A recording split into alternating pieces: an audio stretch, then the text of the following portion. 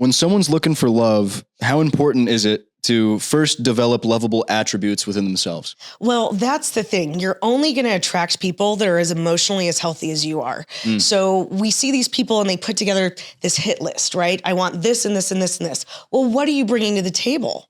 So if you want to have a hit list for a potential partner, be the partner that you would want. So it really does fall in line. You've got to have your stuff together. If you don't, you're just filling a hole. So what we say is we want to take whole, healthy people and match them with whole, healthy people. Otherwise, you're just looking for a gap. It's not sustainable. It's like jigsaw puzzle pieces that are fitting together in some sort of weird way. Absolutely. And that's how you find these, horribly unhealthy codependent relationships, love addict, love avoidant, all of these cycles that you have. So as humans, we have the ability to go back and to look at our patterns. And that's very important. And that's one of the things that we do very exclusively. There's nobody else that really does it the way that we do at My Mindful Match is we go back and we look at maladaptive dating patterns that have not served you. So it's not just about, that viral video, 6'5", blonde eyes, or, blonde hair, blue eyes. Okay, great. The physical parts are great, but let's actually look at the kind of relationships you've been in, where they got you, why they failed, what you learned from that, and let's do something different. Okay, well, that I feel like that makes a lot of sense to me because a lot of people go, well, maybe dating just isn't for me. Maybe my person just isn't out there. And it's like, well, what if you took a few months or a year or a few years and worked on yourself? You got into really good shape. You got into a solid financial spot. Maybe you worked on your emotions. Maybe you should work on your emotions. That's probably the one that's main to whatever it is that you do with your relationship ease. Is that the way that you would put that? Your clients, I guess? Yes. Our clients that we are working with for matchmaking, we do so much more than just that. And there's often times where, they come in and they want to order up weird science. We're not 1982 where you can just put it in a computer and this human pops out. There's actual humans. So one of the things that we say, and we get a lot of shit for this, but it's just what it is we're not going to find you the perfect person. We're going to find you the person that annoys you the least. Because guess what? You're also annoying. We're all annoying. And so where do your flaws, I like to say we're all fabulously flawed, truthfully. So where do your flaws align with somebody? And in the places that you can improve, that you want to improve, why wouldn't you? Why wouldn't you take those steps? I get so sad when I hear of people that say, I'm meant to be alone, because as humans, that's not how we're biologically designed. Right. We're biologically designed to be with people. So I think it's a protection aspect that they say, I'm happy alone. I'm meant to be alone. Maybe it's just holding off rejection that they fear is coming their way. That's probably a big one. But no, you don't have to be alone. Even if you haven't found the right person, even if you're not sure how to start finding the right person, you don't have to be alone. If that's truly what you want, there's a shoe for every foot. That's what our grandmother always used to say. So just to expand on that, how there's a lot of people that say, well, I'm meant to be alone. I'm flawed in some fundamental way. I'll never be able to find a mate. 63% of men under 30 are single, and more than half of them aren't even trying to date. Yeah. Why do you think that is? What do you think the root cause of that is? So this fascinated us when we started our business. I'm in my high 40s, my cousin, business partner, Marty's in her mid 50s. We expected a little bit of an older crowd, which we got, right? Divorced people, widowed people. Actually, we've had a lot of people that have never been married. We've had this influx of young men in their early 30s that are hiring us at matchmakers. And these are successful, good-looking, well-spoken, educated men. It's not that they can't get dates. It's that they can't get the right ones. Okay. And they don't want to deal with the Instagram. They don't want to do the swiping. They don't want to go out and pay for it. This is what I said. They're like, well, why should we pay you? I'm like, how much money are you spending a month on dinners for people that you never want to see again? And then you have that uncomfortable situation. Let us do the legwork for you. Let us really check off those big factors, because here's the other thing. Okay. So you meet somebody on an app. Okay. First of all, you've got to get through, is this person real? Are they a bot? Mhm. And then you get somebody and okay, we're having a little banter. This is kind of fun. Well, can you ask them on a message right away? What are your political beliefs? What is your faith? What do you feel about children? What's your family of origin? You can't ask them all of those questions and not look like a weirdo, Yep. Right off the bat in the app. So this is where a lot of people they just say, you know what? I don't have the time. So this is why I feel like to go back to your original question, I feel like a lot of younger men that are single that aren't even trying, they don't want to dedicate the time. They want to build their business. They want to make it to the gym. They want to travel. They want to do it. And you know what? Finding a real relationship is work. It's work. I absolutely believe it. A lot of my buddies that are, my age, 20, 21 to 24, they're like, well, I could spend all of this time trying to find a girlfriend or a wife now, or I could work on my business, go to the gym and really develop myself. And then when I have time, circle back around. And 100%, I see why that's the case. Cause like you said, it is actual work. It takes a lot of time, especially with the whole, you have to dance around these important topics. Like, well, what do you believe about being a parent? Do you want to be a parent? How many kids do you want? All of these things. I think it's almost detrimental what technology, especially phones and dating apps, have done to us. We have Amazon for humans. I mean, when you are on 5 different dating sites, right? And you just swipe, and it's like, I'm just waiting for the star system, right? Where you can write the reviews on there. That's what's coming next. So everybody goes into a store and they're like, ooh, I like that dress. I'm going to find it. Oh, I can find it cheaper here. Oh, I can find it in a different color here. This is what we're doing with humans. But guess what? You can't customize a human. Yeah. They are what they are. And so, I think technology has really frazzled us because we are used to immediate results. We're used to everything right at the fingertips. People don't have patience. They don't enjoy the beauty of time. I think time is wonderful. If you talk to successful people, which you do all the time, one of the biggest thing that I found being successful, and when I talk to other successful people, is that freedom of time. Mm-hmm. When you have that hour to just go for a walk, do whatever you want to do. And so slow down, take a minute, stop the endless swiping. You're going to see them again. Trust me, on 3 or 4 different apps. Mm-hmm. This is where we have a problem these days. Yeah. I like what you just said about how successful people value their time. They have that hour booked out just for leisure.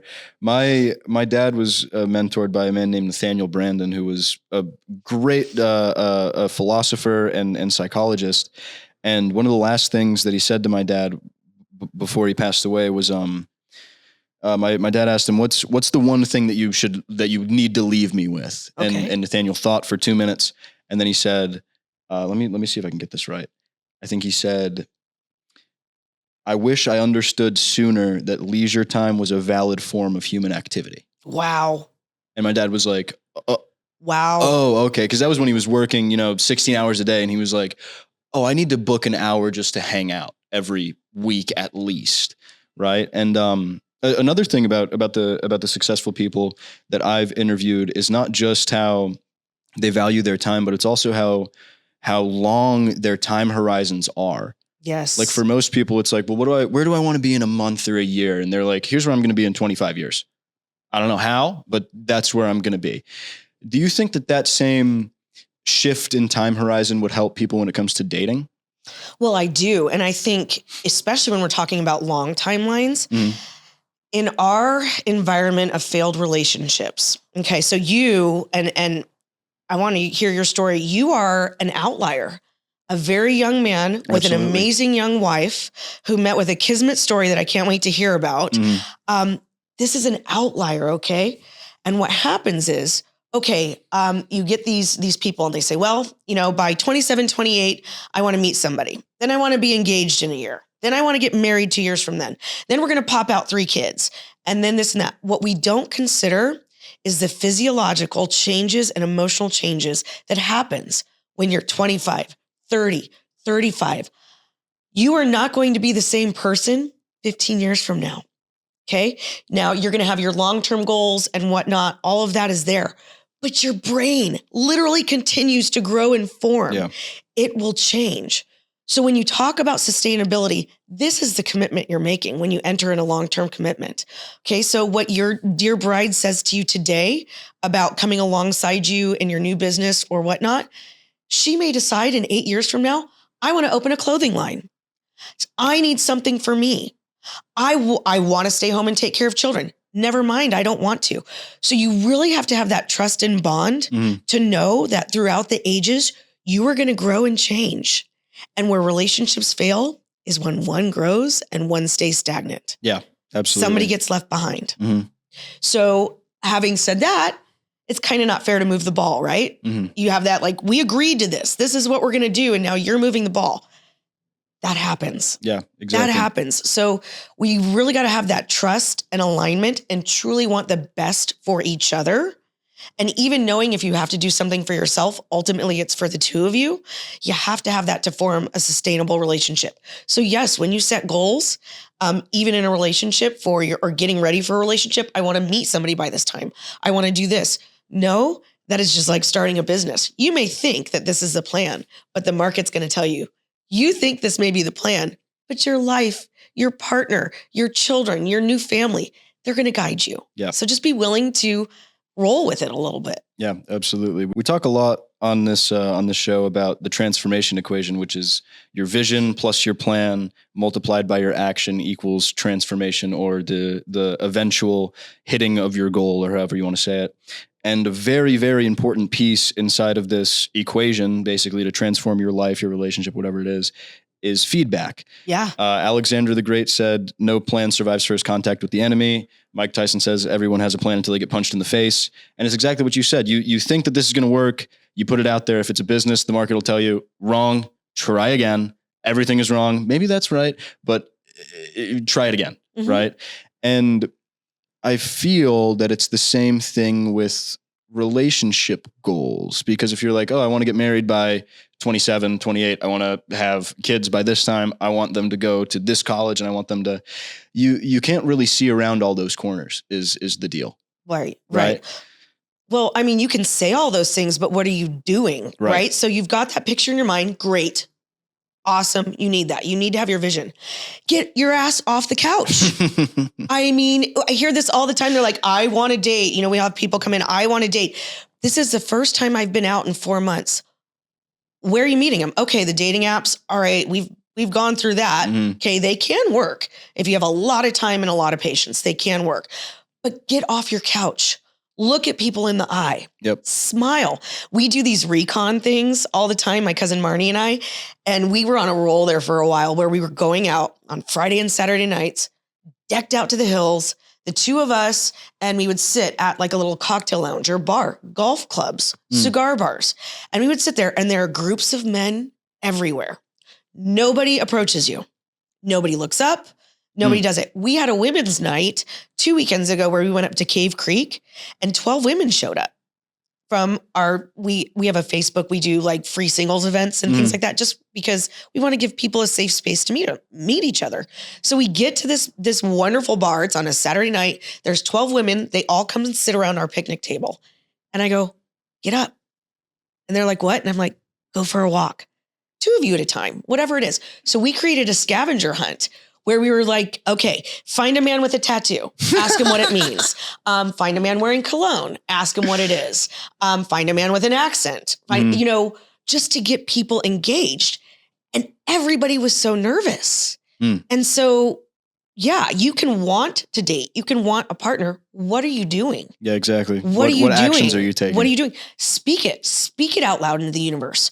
I'm ready for my partner. It's just like people find out I have a matchmaking business and they go, oh, I'm single. I want to talk to you about it. Great. And then guess what? 2 weeks from then, they might meet somebody at Starbucks. They open it up to the universe. They're now speaking that language, and they're paying attention. Yeah. Because they just became conscious of it and they're doing something. So we had a great client. This was right when we started. 71-year-old lady. Awesome. Widowed, hadn't dated in years. And she was like, yeah, I'm really ready. Okay, great. So we were kind of going through the motions with her. We met with her once or twice. I called her to say, okay, are you ready to start? She goes, you're not going to believe this. I met a man. We're going to get married. She says, I literally haven't been on a date in 4 years. And this is what happened. And it happens all the time. That's lovely. All the time when we're following up with people in our database, we've showed interest at our groups, at our events. They're like, I met somebody. Yeah. Go talk. Phoenix has 6 million people. Go meet somebody. Yeah, it's wild. And this is where the manifestation movement, the law of attraction thing is incomplete. It's crazy to me how many people go, well, just an example of financial abundance or whatever it is. Okay. I watch all these videos and I believe so hard and I do all these meditations and I say these affirmations in a mirror and I still haven't gotten that raise. Yeah. My business is still not going off the ground. And it's like, well, what have you done? Yeah. Like what are the actions, right? Like Yeah. that's you got your inputs become your outputs is sort of the deal. And it's exactly the same thing with dating. You can sit on your couch as long as you want and scroll through Tinder or whatever it is, but you have to go talk to people eventually, right? If you want to actually get to that point. So what's one trait that you see in your clients that always predicts if they're going to build a really, really solid partnership with whoever they meet? Self-awareness. Self-awareness is huge because like I said, we all have our flaws and there's a wonderful quality about authenticity and vulnerability. So if people are truly self-aware, not only do they know what they bring to the table, but they can see through the fog of what they think they want. Okay, so we have these lists in our head, the deal breakers, the must-haves, and people categorize that. Okay, yes, there are deal breakers and there are must-haves, but not 50 of them. Again, we're not weird science. We're not going to type it out. And then is it a deal breaker or is it a truly, I don't want it? Is it a must-have or I want it? You've got to bend. You've got to bend a little bit. My current boyfriend, I was in a relationship for 15 years. I retired. I got out of a 15-year relationship. I spent 3 years completely transforming my life. My current boyfriend, when I kind of made my list with Marnie, and if Marnie hadn't been in my ear, there's no way I would have the amazing relationship I have today. She taught me everything, which is why when she wanted to start this business, I was like, amen, let's go. I've seen you do it. You can do it. But I had on my list, they're going to kill me, but that's okay. I always say it. I had on my list, I didn't want somebody with living parents and I didn't want somebody with small children. Whoa. Guess what? I got both. Because I thought it was a deal breaker, but it wasn't. It was just a do not want that has now turned very much into a want and truly a must have. But if I would have let that guide me, if I would have let all these things that people say guide me, I would have missed out on the wonderful love that I have now. Interesting. So self-awareness is huge. People put on their hit list or whatever it is, I can't have this. This is a deal breaker, all of these things. And eventually with enough, feedback, I guess you could say, they go, well, actually this wouldn't be that bad. This maybe isn't a deal breaker. This is just like not super ideal. But if someone comes along with these qualities, then I'd be willing to sort of secede that. That's super interesting. Cause when we walk people through Lifebook, our personal development methodology, yes, a lot of the times people have these super awesome, super sort of fantastical visions for their lives. Like, I want to make $1 million a year. And then you get to, well, why? Why do you want that? That's it. The $1 million is superficial. Exactly. It's the why behind it. So exactly. And then they go, well, actually, I don't. Maybe it's because when I was little, I didn't have enough, or people didn't give me enough attention, or they didn't give me enough, validation, or whatever it is. And they go, well, maybe I'd be fine with 150 or whatever it is. And then they make the bar. They don't necessarily lower it, but they make it more realistic to what they want. Right. Yeah. That's really interesting that the same thing happens in dating. It really does. It really does. I mean, again, we get stuck on what we think that we want.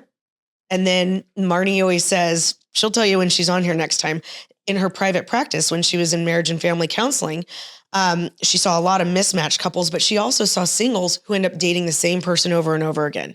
So they come out with this hit list of, there was this wonderful gal I met and she was like, yeah, I'm attracted to the CEO, the entrepreneur. He drives a Corvette or a Maserati is what she said. He does this and that's my type when I was starting the surface level conversation. And I said, okay. She goes, so do you know some guys like that? And I go, sure. How's that working for you? How many of them have you been through? So maybe that's not your match, right? Like maybe that's not. And here's where Marnie does one-on-one coaching with our clients all the time to break them from those maladaptive patterns. Where I do a lot of coaching is on the other side from the female business perspective. We are a whole different generation of women than was out there 20 years ago. So when you're coming out of a divorce or widowed or whatever you may be, and you're dating again in your 50s, we are not the same women that were dating you 30 years ago. And so we spend a lot of time with women who are successful, who have raised their children, who have had businesses, who have had all these responsibilities, getting themselves back into a positive feminine vibe so they can accept that energy in. On the same time, working with the men about how to really uplift and respect and admire what that woman's done, but still be a man. Okay. So, I mean, that's the other part. So it's been really interesting to see how it goes. It all translates, whether you're talking about business, you're talking about your primary relationship, you're talking about other relationships, you're talking about what you build with your children. It all translates. You all have to be consistent. You all have to be authentic. You have to have a vision. You have to make actionable items towards it. That's how it works. Yep. It's simple, stupid, man. It just is. And then I'd love to hear your story about how you met your amazing wife, because it's truly an outlier. And if more people could do this, I'd be out of a job, and I'm fine with that. Well, number one, when I met my wife when I was 19, and when I was 17, I was like, I want to find my wife as soon as possible. I didn't necessarily ascribe a timeline to it. Initially, I thought I would find some mysterious European woman that lived in the church and did all these crazy things. So I went to Europe with one of my buddies, figured out that was not for me. And then I went back home to where I grew up in Illinois. And one of my buddies was like, hey man, there's my girlfriend's friends with this girl who you might like and all these things. And I was initially skeptical because I was like, no, it's not for me. I'm fundamentally flawed. I'm not dating, all this stuff. And then I went over to his house. She came over and I was like, oh, you're beautiful. Immediately we gave each other a big hug, which was weird for me. I'm not a hugger at all. Maybe that's changed since I've met her, but we gave each other a really big hug and just immediately hit it off, hung out for the next 3 or 4 weeks, just back after just kept hanging out. We didn't really separate from then. And 2 weeks after I met her, I was like, hey, do you want to go down to the courthouse and get married?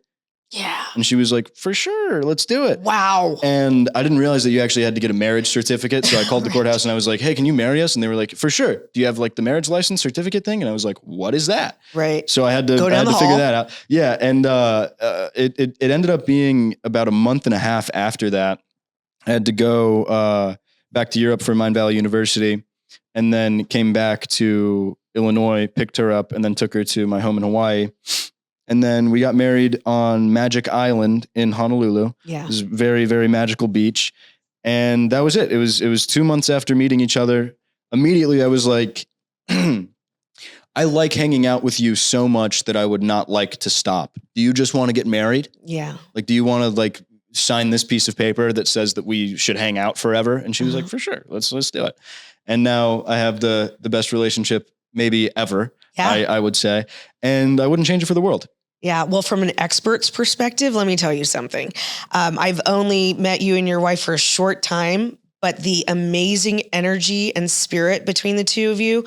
And I've got to say, it's because of your work and your life's work and your philosophies and your mission and your vision that I have no doubt that you two, it was kismet, but you also, I mean, y'all drew each other to each other. And I have no doubt that you will have a successful, beautiful long marriage Thank together. you so much. I can just see it because there's appreciate that. value and there's respect and y'all are building something together. So, but don't shoot her down when she wants to start that clothing line. Absolutely Yeah. not. Absolutely not. She wants to start a yoga business and, Yeah, and a whatever she coffee shop wants. or whatever. I'm like, let's do it. I'll Yeah. build the business model, whatever. You have so much to look forward to. So speaking of having just my fantastic marriage and I have the best relationship ever, what is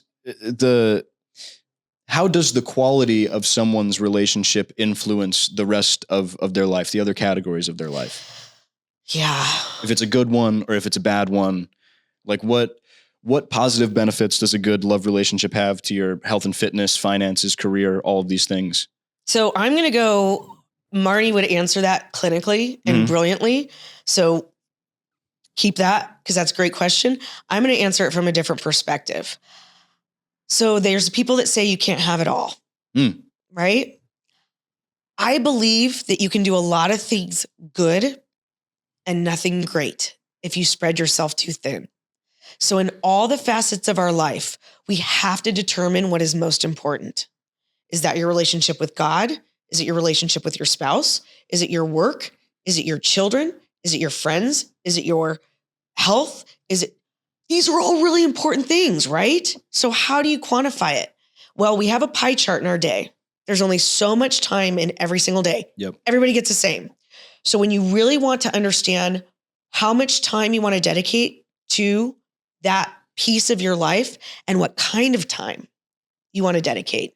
So back in the day when I was building my businesses, I was probably a really lousy partner. I know for sure I was a lousy partner. I know that I could have been a better mother. There was time there, but was my mind always there? Or was I checking emails? Was I stepping out for phone calls? Was I building this amazing thing, which I am very proud of? And I don't have regrets because I think regret is a wasted emotion, complete waste of emotion. But did I allocate my time having known now if I knew then what I know now, would I have allocated my time a little differently? You betcha. So I think that having a solid primary relationship will absolutely let you do all other things better. However, maybe less time because you got to put that time into that relationship.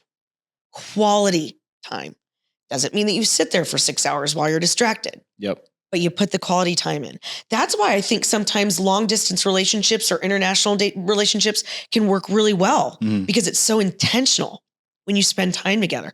Now, eventually you want to come together and be together. Right. You don't want to be away from that person. But during a courtship, during dating, we encourage that. It's very intentional. You're not distracted. So yeah, I think a primary relationship will help you succeed in all other aspects because your relationship wants you to do well in all other aspects. Absolutely. A healthy one does. Not an envious one, not a jealous one. Yeah. Not one who, is going to have to fight for your attention. Those kind of things. So yeah, watch that stuff. I talk to my wife about this all the time. We say that love is just as much an emotion as it is an action. Completely. It's like you have to create practices. We have at least one date every week. Even though we're together 24 hours of the day, we still have to, let's have a date tonight. We'll light some candles and we'll set the table all nice and then we'll have maybe a little bit of wine or whatever. And it's really important to put these rituals in place that make it so you allocate your time correctly as opposed to just watching a Netflix show and being like, oh, well, we are spending quality time together. It's like, well, maybe not. Something that's really interesting that you said is that you can be good at everything, but not great at everything. We see this a lot when people are setting their goals. They tend to set contradictory goals to each other. They go, correct. I want to have a better relationship with my wife this year. I want to double my income and I want to get a 6-pack. And it's like, okay, well, if you want to get a 6-pack, you're probably going to have to spend less time with your wife and more time at the gym. And you're probably going to have to spend less time working. If you want to double your income, you may have to spend less time with your wife and less time at the gym. If you want a better relationship with your wife, you may have to do less work and less gym or whatever it is, or go to the gym with your wife or work with your wife or whatever it is. It's definitely problematic when people set all of these goals that don't really align with the other goals that they've set. And then they wonder why they haven't reached any of them at the end of the year. Yeah. Well, that's the thing. Like we talked about the pie chart with the amount of, hours and minutes in the day. There's also a longitude timeline.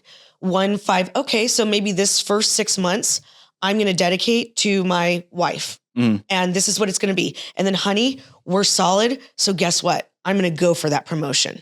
And then guess what, honey? Next year, can we make time together to do this? Can we make time to go to the gym?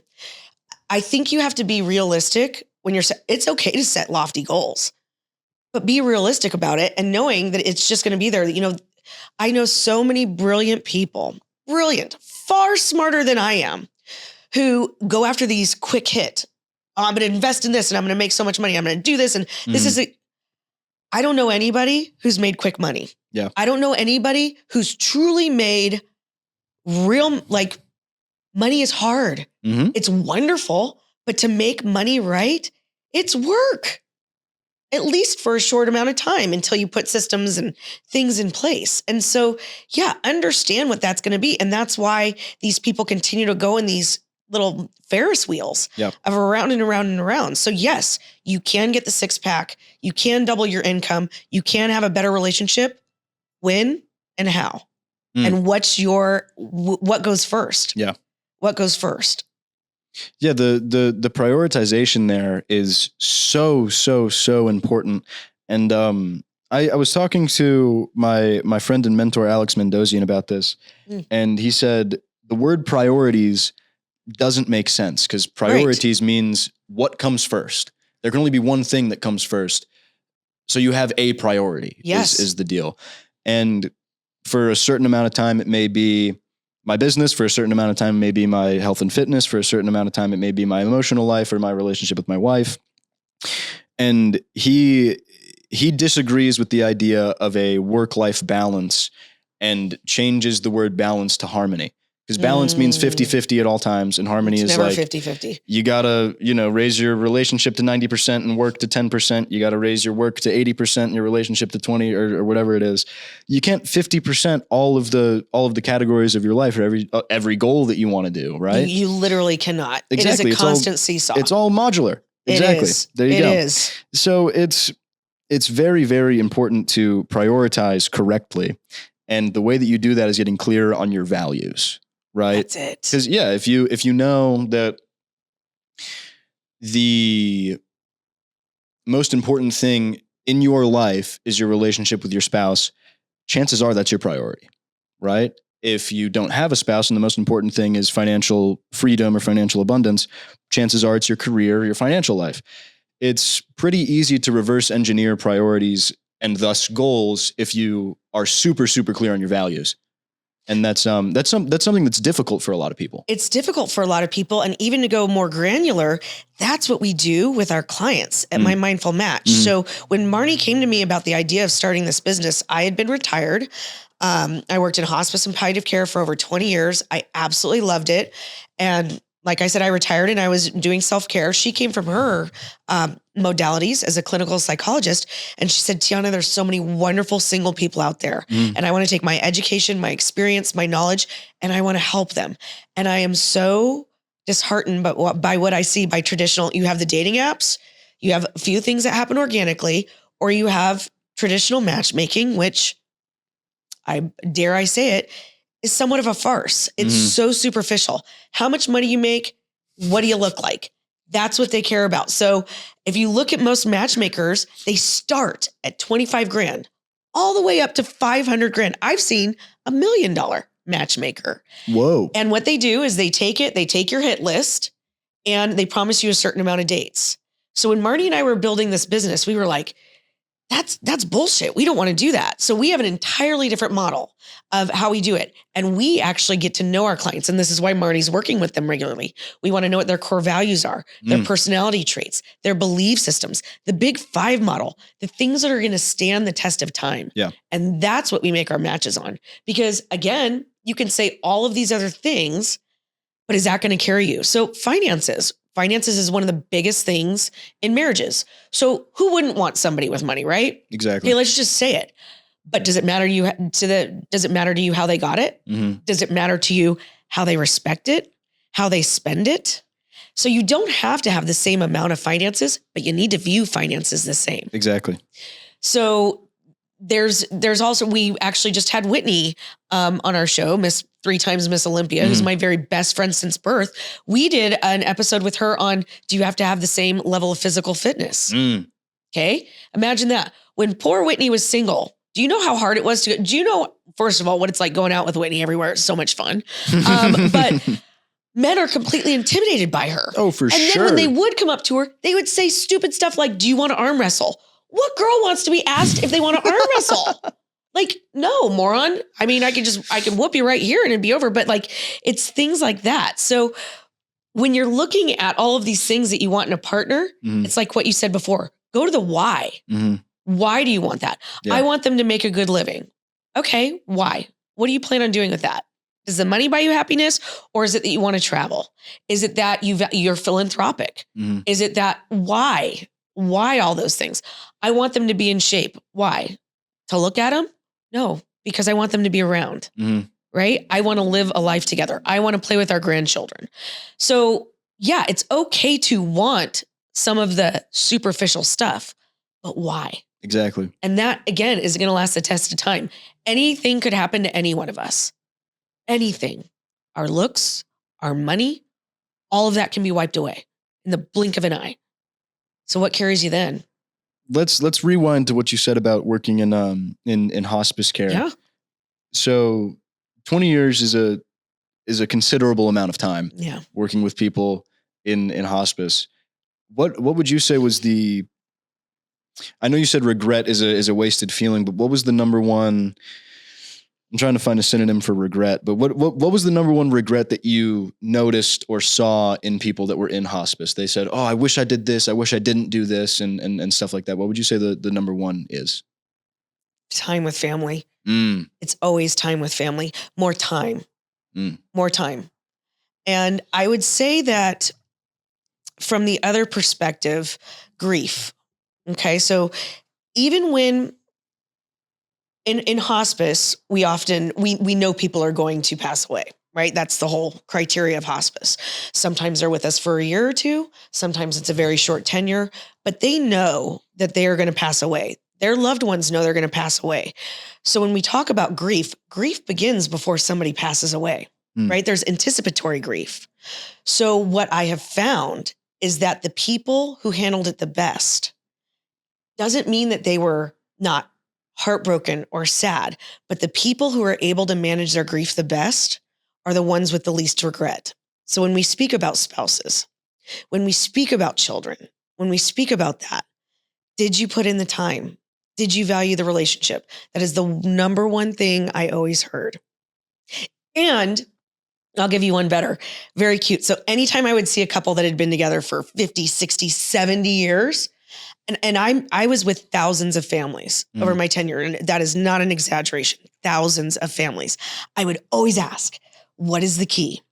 And there are two things that I heard many times, which shocked me. Number one was sometimes one has to love enough for both. Do you think about that, right? When we were talking about the scale, the 50-50, it's not always going to be 50-50.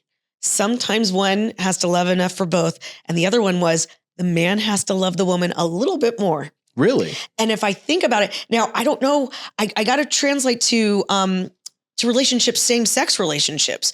I don't know where the factor would be in that. But what I can tell you is that if I even look in my own families or friends or personal relationships, the ones that have stood the test of time, even no matter what they've gone through, the way a man looks at his wife, when you see the way a man looks at his wife after several years, there's not words for that. Yeah. So I believe those two things. So yeah, I want to figure what that is for same-sex couples because it's the same. There's something there. There's something there. That's really interesting. One has to love enough for both. For both. Because it's wow. Okay. So the example that I gave was sometimes my career is going to go up to 90% and my relationship's going to be down here at 10%. But sometimes in a relationship, it's like, well, I'm going to be super withdrawn for the next 3 months because I really have to do this sprint in our business, or I really have to get my health and fitness together. You're going to need to step up and do the dishes, the laundry, whatever it is, and really, you know, support me and coddle me like a little baby or whatever it is. And that ability to be modular in your responsibilities inside of a relationship seems to be super important. The adaptability aspect of that is right. That seems paramount in a relationship. It is paramount, but I'm going to take you a step further. The fact that you verbalized that, that's where it begins. The crux of all bad things are unspoken expectations. So it's like, well, they should know that I'm working my ass off. They should know this. You know what? Take a minute and say, I've only got 10 today. I love you. I'm doing this for us. I'm not doing it because I don't want to be with you. I moved the ball here. Here's what I'm struggling with, and here's what I'm going to need from you. What can I do for you while I'm in this mode? Talk about it. Yeah. Talk about it. So instead of just, you know, I've got the kids and I've got work and I've got this and they should just know. Why should they just know? We're not mind readers. Yeah. Verbalize it. Speak it. I struggle with this a lot, not necessarily for my love relationship, but for my schedule. Yeah. When I'm working with people, I have this like internal, incredibly strict schedule that everyone needs to adhere to, even though I've never said it ever. And then when something doesn't go according to my schedule, I'm like, I can't believe they took an extra 10 minutes. This is ridiculous. Right. And it's like, well, then I have to remind myself, hey, you're kind of being a dumbass here because you never said anything about it to anybody. What do you expect to happen? Yeah. And it's exactly the same thing in a love relationship. It's like, if you need more attention or you need more time or whatever it is, say something. Say something. Well, and that's what the power why we all love wisdom and getting older is because these are the things that we learn. We wish we would have spoken up for ourselves. We wish we would have established boundaries. Yeah. We wish we would have done those things. That all comes in time. You are so far ahead of your time. It's unbelievable. It's Thank you. Just remarkable to be with you. I cannot wait to see all the wonderful things that you do. I mean, it's just really, really incredible. But that's it. Draw your boundaries. Speak it. People are not mind readers. That's the same in business. I mean, when you're building your companies and you have these wonderful teams, you know, my business building and my personal belief, the reason we were successful is because of the people. Okay. So my daddy always used to say, you don't have to know everything. You have to know the people that do. I was so fortunate to build excellent teams. But guess what? Even at the times that I got disappointed, did I verbalize that? Or did I expect them just to know it? Now, the real great employees are the ones who do read your mind, and they are out there. They can be there. Yeah, they used to call it like the Tiana-isms. I'd walk through the office and there's like 3 of them. Like, oh God, what is she going to come up with today? But it was fun. But how can you be disappointed with something that you didn't lay an expectation to? That's on you, man. Yeah, and we all do it. I think, and we all do it. I think Warren Buffett said the number one predictor of how successful you'll be in business is your ability to communicate concepts to other people. Yeah. I was talking with Joel Weldon, who's a fantastic speaker coach. He's got all these accolades. He's such a good orator. And I was telling him, hey, I've never done public speaking before. And he was like, it's a private conversation held publicly. Yes. Is what it is. All you need to do is communicate a photo in your head to someone else. That's the thing. Yeah. And then he asked me, tell me about the beach next to your house. And I was like, okay, well, the waves are pretty low. And he was like, okay, how's the sand? And I was like, well, there's no sand, there's rocks. And he was like, oh, okay. Now I have a picture of your beach in my head, even though I've never seen it. It's rocky and the waves are pretty low. And I was like, oh, I'm kind of seeing what he's saying. And he's like, yeah, you just have to do that to an audience. It's the exact same thing with your love, right? You got to go, hey, I feel like, and then explain whatever emotion you're feeling. And you need to really translate the picture in your head or the thought in your head or the emotion in your head to the other person. And then say, do you understand this? And they go, yes, I think so. Here's what I think you said. And then you go, yes, all of that is right, except for this. And getting super, super clear on your communication is, would you say that's the number one most important thing inside of a relationship that already exists? Oh, communication? Yeah. For sure. Okay. For sure. And I think that there was this trend a couple years ago of like the family mission statements. Did you see that? Yep. Okay, so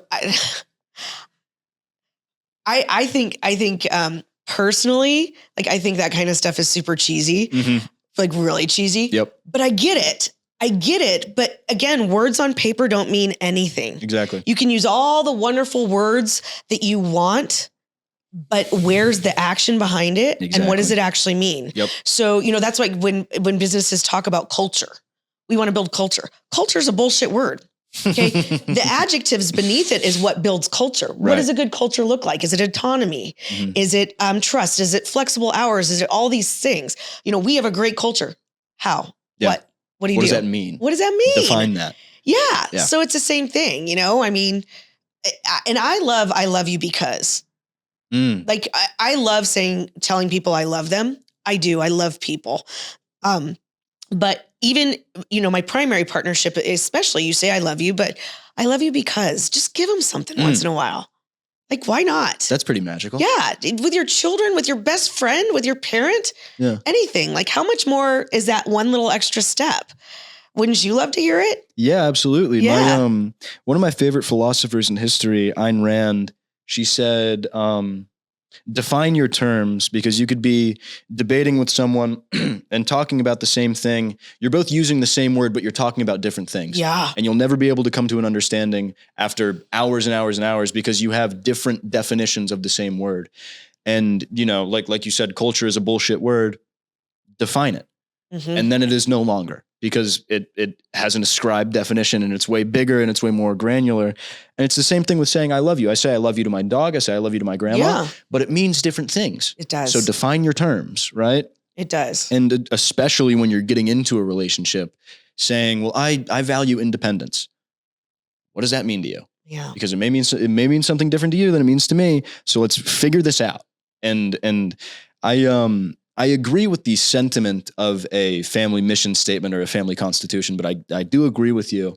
Having a mission statement taped onto your wall that, like, it's like reciting the Declaration of Independence at school every day. Yeah. It's a little robotic. much. So you've got the mission statement on the wall while the wife is in the kitchen cooking and kids are crying and the dad's on a conference call and, the kids are in front of the TV eating dinner.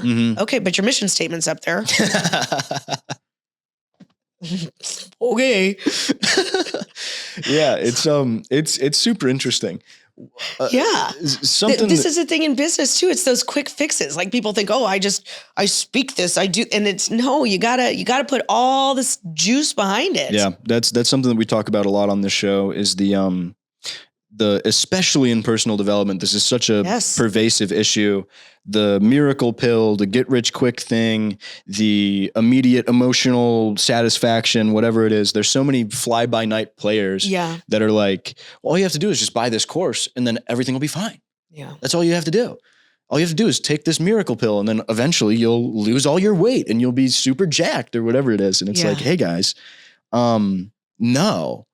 That's not how this works. How it works. I can't put a picture of a boat on my wall and then have it magically appear in the harbor. No. That doesn't exist. No. What are you going to do to get the boat? Exactly. You need to develop your vision, which is you put the picture of the boat on your wall, and then develop a plan, which is where most people fail, because everybody takes action. Everybody's busy, right? They're just busy doing the wrong stuff. If you want a boat, maybe taking a 4-hour long conference call with your grandma about some sort of a dog breeding business isn't the best move. It's probably great. We love grandma, but it's like, maybe you should focus on the things that will get you the boat. Yeah. Become the cause of the desired effect that you want to see in the world. And then it's literally a matter of time. There's like, if you only do the things that push you closer to your goal, it's not a matter of if, it's a matter of when. If you seriously are chronically single and you are sitting there going, okay, I haven't met this person, you can come up with a million reasons why. Yeah. Check them off. It's the same thing. My business is exactly where it is today because that's where I wanted it to be.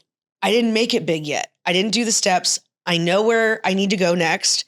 I need to figure out if I'm ready for it, what that looks like, the whole thing around it.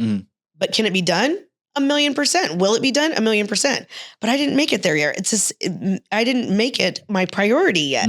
Priority, not priorities. Yeah. Priority. So the same thing is if you are single It is so easy. I'm not saying this because I don't do it or I haven't done it. Even in a healthy relationship, I have to remind myself daily of what my value is, to knock off my bullshit tendencies that I can go back into. Okay. Because we have to learn and unlearn things. Yeah. Like it's a constant reminder to work on it. So when I was single and I thought I'm just going to be single forever because I just wanted to be, I had to combat my own things of what that looks like. So the things that are fearful to you are the things that you need to tackle. Yeah. They're the things that you need to tackle. Now, of course, keep in mind your safety. But why not go for a coffee? Who cares? Why do they have to check all the boxes first? Why do they, we hear it all the time of people are just too picky. Can you be too picky? My personal answer is yeah. Yeah, you sure can. Because I didn't want kids and I didn't want living parents. And here I am. And look at what I would have missed out on. Yeah, there's this weird tendency, especially in people my age, that go, well, I'm perfect and I need to wait for the world to change to suit me better. Knock it off. Yeah, it's like that's not an accurate assessment of the way that reality is at all. No. If you are not doing well now, change something. Nothing changes until something changes. That's right. That's right. It's crazy to me that people go, I am the way that I am. I'm not going to change. And I'm expecting the world around me to change. Oh, well, I am so happy and refreshed to hear that from you because your generation has a lot of that mindset. Oh, tell me about it. I can't even imagine how frustrating that's got to be for you and how it must be to connect with people. Now, on the flip side, as a little bit of a chameleon as I am, I've also learned how to harness and work with people in that because we have to, right? Yeah. Again, that's what we need to do. I'll give you an example. My daughter is in her first year law school. Oh, wow. Yeah, I'm very proud. I'm not educated formally, but she is. So that's amazing. But she's in a very prestigious law school. It is very competitive. Year one, they basically pit you against each other. They tell you 40% of you will not be here. Whoa. And everything's graded on a curve. It's graded anonymously, all sorts of things. And so you can be the best student in the world. But again, with this age of technology and people not knowing how to talk to each other and all of that, something get lost. So things get lost. So she had heard about an internship or a TA position that was coming up next year from somebody who knew this professor. She went to that professor and said, hi, I am so-and-so. I understand that you're going to be picking this based off of this, but I just want to let you know my name is, and I'm interested in this. And I said, you don't even know how much leaps and bounds that puts you ahead of everybody. Oh yeah. Because there are, I think there's in her class, just under 300 students. Oh man. And I guarantee you these are smart kids. Okay. My kid's smart. My kid's brilliant. She's probably not the smartest. So on paper, but what's the difference? It's the human connection. Yep. It's the action. It's putting yourself out there a little bit. Okay. Who knows what the reception was going to be to that? She could have been told you're not allowed to do that. Okay. Well, I'd rather ask for forgiveness. Not permission. Yeah. Yeah. That's the exact way that I was raised. I was proud of her. I was like, that was ballsy. Good for you. Yeah. It's always a good move to, especially with something like that, to personalize and sort of familiarize yourself with the person that you want to impress later down the line or whatever it is. Yeah. And be bold. That's what we tell our people in dating too. Be bold. If you see somebody at Starbucks, if you see somebody here, go and tell them, hi, my name is, do you have time to sit for a coffee? You look nice. I like your shoes. Doesn't have to be anything bombastic. Make the first move. Stop being afraid of rejection. Yeah. We all get rejected. Do you prescribe exposure therapy to your clients? Like just going out and being like, try to get as many rejections as possible? I know that Marnie has in her practice. Okay. I know for sure she has in her practice. Because I've heard that that's a solid tactic to use. Because if you get 50 rejections a day for a month, chances are by the end of that month, you'll be like, I don't give a shit. Yeah. Right? Yeah. When I started out, to like, ooh, I'm so scared. Yeah, just get over it. Get rejected. Actually, my friend just told his teenage son that. He said, I want you to ask out a girl every day. And he's like, Dad, they're not going to go out with me. And he goes, yep, they're not. And he's like, but this will get you there. But it's like when I was gosh, 20 something, getting hired right out of the bar. And I was in my first sales job and we had to cold call all day long. Ooh. Yeah. That's a fun one. So my first 3 stops, I would make them at places that I didn't care if I got anywhere. Yep. Just to get that the nerves out and to get the whole, I'd be like, okay, I'm getting my nose out of the way. Yeah. That's so the it's one. kind of the same thing. Just go for it. Just go for it. When I was I think 17 or maybe 18, I was going to take this job in Richmond, Virginia, which was door-to-door sales selling, I think, bug bombs, like extermination services. A few of my buddies were doing it. I ended up not taking the job, thank the Lord. And I was talking to a few of my buddies that were doing it, and they were like, dude, it's so rough when you spend 8 hours walking from door to door and no one says yes. Oh. But then when you get that yes, you're like, I'm the king of the universe right now. And it seems like that's the same sort of deal with dating. You need to stack up a tolerance to rejection so that it doesn't matter. And then you can just go, oh, well, she said no. She might say yes. Right. Go to that one. Oh, she said no. She might say yes. Oh my God, she said yes. We're going to see where this goes. And then you can go from there. It seems like a very valuable skill for a lot of reasons. How many no's would you have gone through to get to your beautiful wife? Oh Lord. Millions. You would have gone through them all to get to her, right? If you knew the end game was her, how many no's would you have gone through? Yeah, there's this. Go for it. I see this quote a lot on social media. That's like, if you knew that you were 50 mistakes away from reaching your goal, how fast would you go through those mistakes? 100%. Exactly. And it's like, oh, I'd probably be messing up 10 times a day. Right. It's a really interesting reframe where you go, well, I think there's this like biological thing where if we get rejected, we feel like we're never going to be able to find a mate or whatever. And it feels like existential, detrimental dread. It really doesn't matter. You're going to survive. Yeah. Right. So it's fine. And if you reframe a failure as an opportunity to learn, there's no downside to it.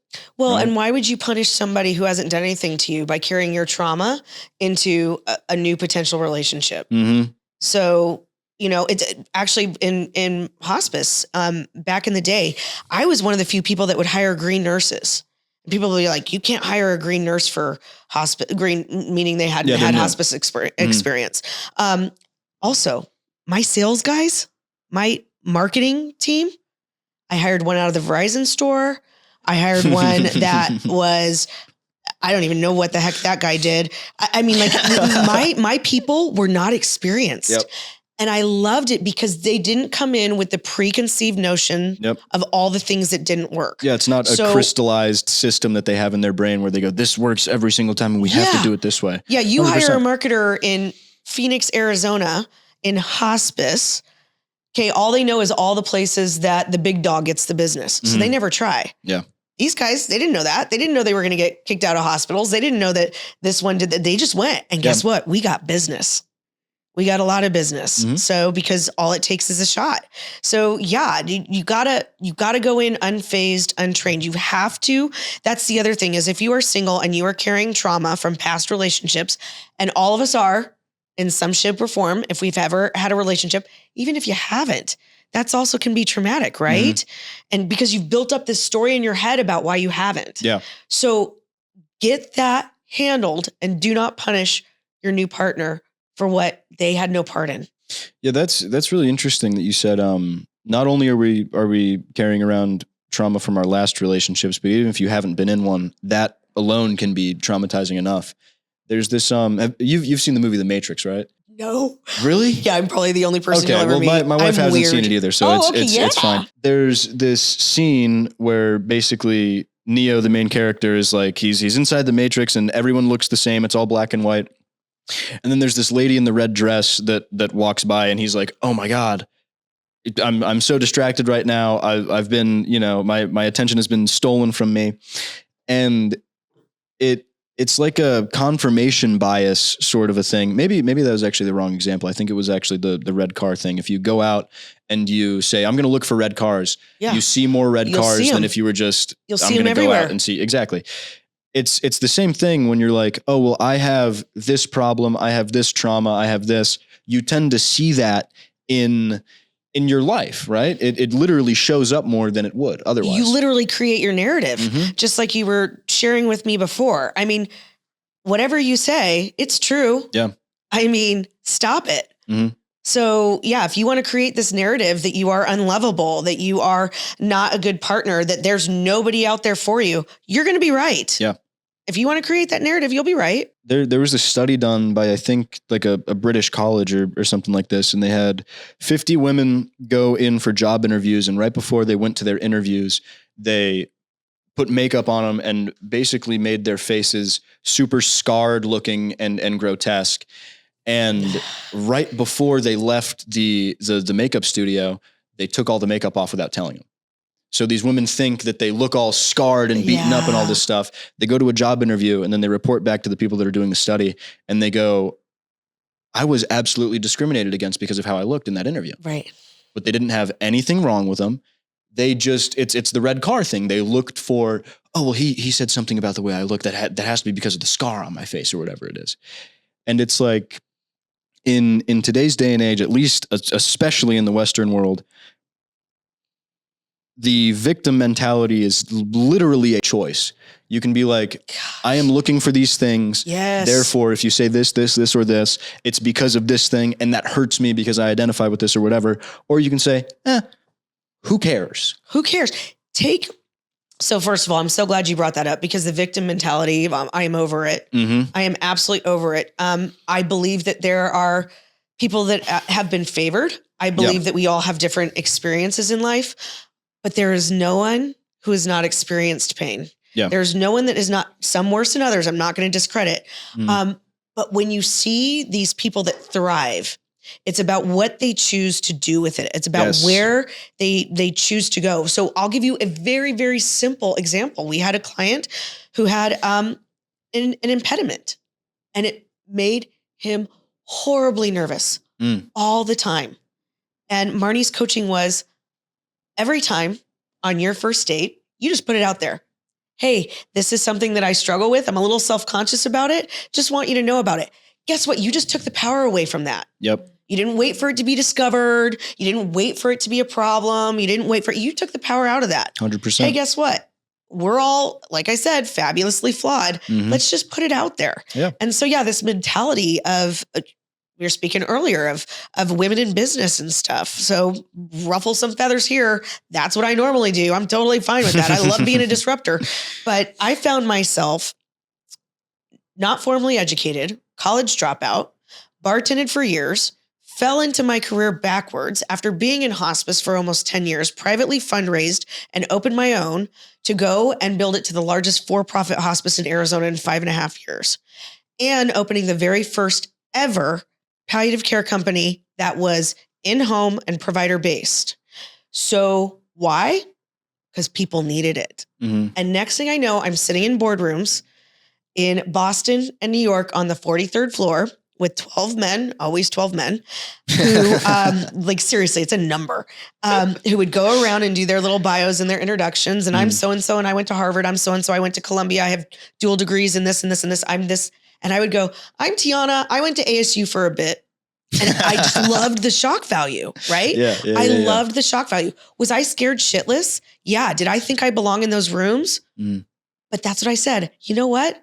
I'm Tiana. I went to ASU for a bit and I'm in the room and I'm going to take that power and harness it. Yep. And I didn't allow it to scare me. And you know what? I've been in plenty of situations where my VP of operations was sitting right next to me and people would address him, even though I was the owner of the company. Well, so what? Take it, man. And he would look at me so uncomfortable. I'd be like, go, just get it done. Get the contract, get whatever it is. I don't care. I don't have any ego in that. And so, you know, it's about how you choose to use it, how you choose to say it. I love that. Yeah. Where, just before we wrap up, where can our audience learn more about your work or join your mission or support you? Please. So we are, like I said, a very different kind of matchmaking company. We are disrupting the industry.